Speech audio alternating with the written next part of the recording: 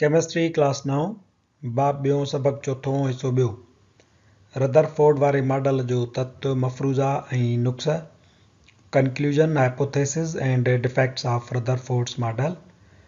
आउं आहियां केमिस्ट्री जो उस्ताद नजीउल्लाह चन्ना। अव्हांखे सिंध ऑनलाइन स्कूल में भलीकार।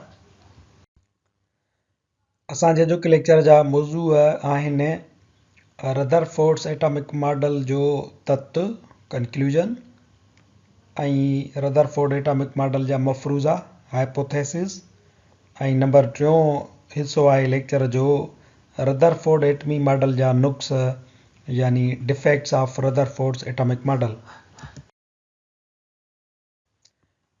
नंबर पहिरियों आहे कंक्लूजन। 5 नुक्तनि ते मुश्तमिल तत्व आहे रदरफोर्ड जे एटमी मॉडल जो। असीं हिकिड़ी पॉइंट ते वज़ाहत सां ॻाल्हाईंदा हलंदासीं।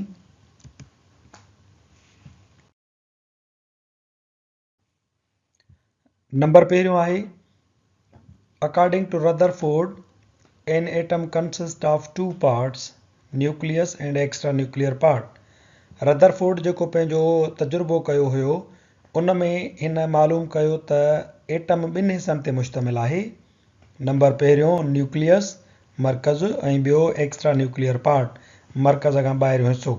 ही वारो हिसो उन पंहिंजे तजुर्बे में ॾिठो त मरकज़ आहे ऐं मरकज़ खां ॿाहिरियों जेको हिसो आहे उनखे हिन नालो ॾिनो extra nuclear part.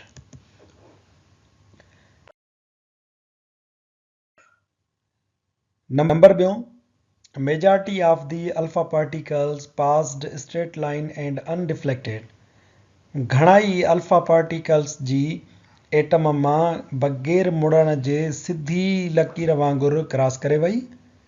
shows that most volume occupied by atom is empty। इन मां ज़ाहिर थिए थो त एटम जो जेको घणो हिसो आहे उहो ख़ाली आहे। ही जेके अल्फा पार्टिकल्स हिन क्रॉस कराया गुज़ारिया उहे बग़ैर मुड़ण जे तमामु घणा शुआ जेके आहिनि अल्फा पार्टिकल्स वारा उहे एटम मां गुज़री विया। इन मां हिन अंदाज़ो लॻायो त एटम जो जेको घणो हिसो आहे उहो ख़ाली हूंदो आहे।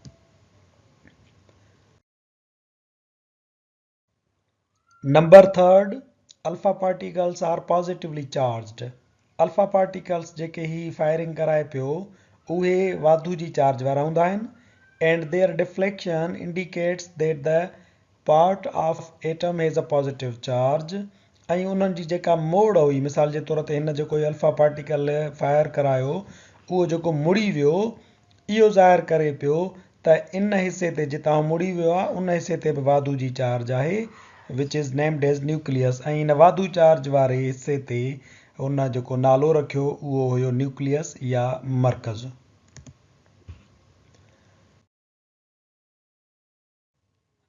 Number 4 the mass is concentrated in the nucleus. Atom जो जेको वज़न आहे उहो मरकज़ में जमा थियल आहे and the electrons are distributed outside the positively charge nucleus. ऐं इलेक्ट्रॉन जेके आहिनि उहे इन मरकज़ जे ॿाहिरां विरहायल आहिनि या पखिड़ियल हूंदा आहिनि।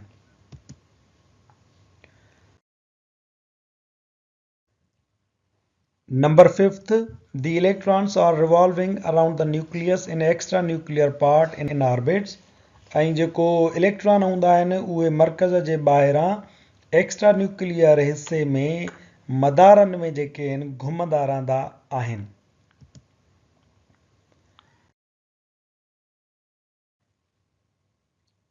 असांजो नंबर 2 आहे लेक्चर जो हिसो रदरफोर्ड्स पास्टुलेट्स। रदरफोर्ड जा मफ़रूज़ा।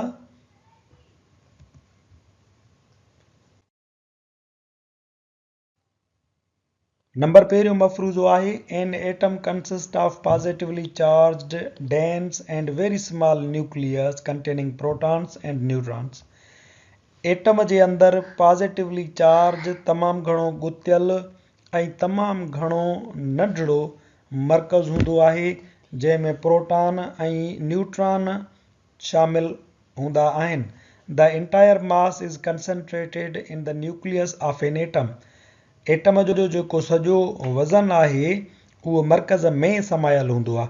हाणे जीअं त मरकज़ जे अंदरि प्रोटॉन ऐं न्यूट्रॉन हूंदा आहिनि त एटम जा वज़न वारा ज़रड़ा बि इहे हूंदा आहिनि। तंहिंजे करे एटम जो समूरो वज़न न्यूक्लियस में हूंदो आहे बाक़ी जेके इलेक्ट्रॉन हूंदा आहिनि उहे ॿाहिरां रिवॉल्व कंदा आहिनि, उन्हनि जो वज़न नेग्लिजिबल हूंदो आहे, उहो ॻणण जोॻो ई न हूंदो आहे, असां उन्हनि खे नाहियूं ॻणींदा। एटम जो वज़न जेको ॻणींदा आहियूं उहो हूंदो आहे सिर्फ़ु प्रोटॉन्स जो ऐं न्यूट्रॉन्स जो।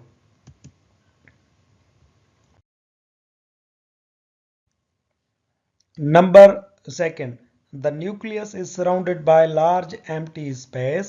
मरकज़ हिकिड़े ख़ाली स्पेस सां घेरियल हूंदो आहे, which is called as extra nuclear part, जंहिंखे न्यूक्लियस खां ॿाहिरियों हिसो सॾियो वञे थो, where probability of finding electron is maximum, जिते इलेक्ट्रॉन मिलण जो इम्कान तमामु घणो हूंदो आहे। ही मरकज़ आहे, हिन खां ॿाहिरियों जेको ही ख़ाली हिसो आहे एक्स्ट्रा न्यूक्लियर पार्ट, इन में ई इलेक्ट्रॉन मिलण जा असांखे इम्कान हूंदा आहिनि।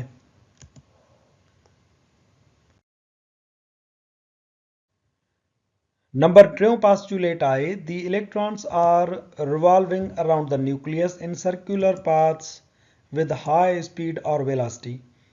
इलेक्ट्रॉन जेके हूंदा आहिनि उहे न्यूक्लियस जे ॿाहिरां गोल रस्तनि में तमामु घणी स्पीड सां मरकज़ जे चौधारी फिरंदा रहंदा आहिनि।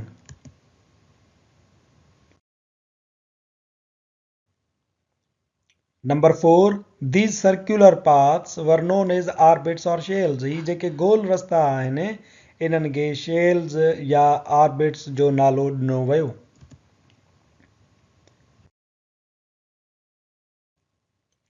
Number 5, an atom is electrically neutral। Atom जेको आहे उहो चार्ज जे लिहाज़ खां बरक़ी लिहाज़ खां न्यूट्रल हूंदो आहे, because it has equal number of protons and electrons, छो त उन जे अंदरि प्रोटॉन ऐं इलेक्ट्रॉननि जो तइदादु बराबरि हूंदो आहे। ही एटम आहे बेरिलियम जो, जंहिंमें 2 प्रोटॉन आहिनि ऐं 2 प्रोटॉन ॿिया, टोटल थिया 4 न्यूट्रॉन, पर उन जे ॿाहिरां ॾिसो 4 इलेक्ट्रॉन घुमनि था। हाणे इन ते का बि चार्ज न ईंदी, छो त प्रोटॉन ऐं इलेक्ट्रॉन तइदाद में बराबरि आहिनि। पर जेकॾहिं हिकिड़ो इलेक्ट्रॉन हिन खां खसे वठिजे त हिन वटि थींदा 3 इलेक्ट्रॉन, पर प्रोटॉन थींदा 4, त पोइ हिन जे मथां वाधू जी चार्ज अची वेंदी। ईअं जेकॾहिं वरी हिकिड़ो इलेक्ट्रॉन सवायो थी वञे, 4 पंहिंजा अथसि पर 5 इलेक्ट्रॉन हिन में शामिल थी वञे, त 4 प्रोटॉन 4 इलेक्ट्रॉन हिक ॿिए खे खटींदा, हू इलेक्ट्रॉन जेको वधीक आहे उन जी हिन जे मथां काटू जी चार्ज अची वेंदी। एटम जे मथां इन जे करे चार्ज न ईंदी आहे, छो त हुन में प्रोटॉन ऐं इलेक्ट्रॉन जो तइदादु बराबरि हूंदो आहे।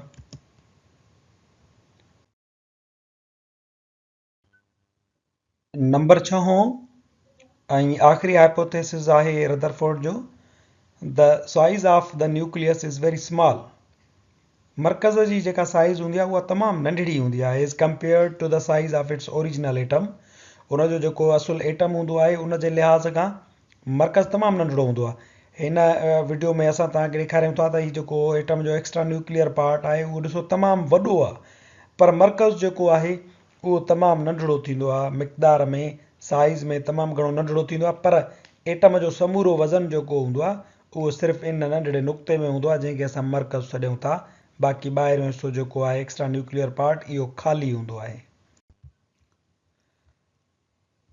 लास्ट हिसो आहे लेक्चर जो, defects of Rutherford atomic model.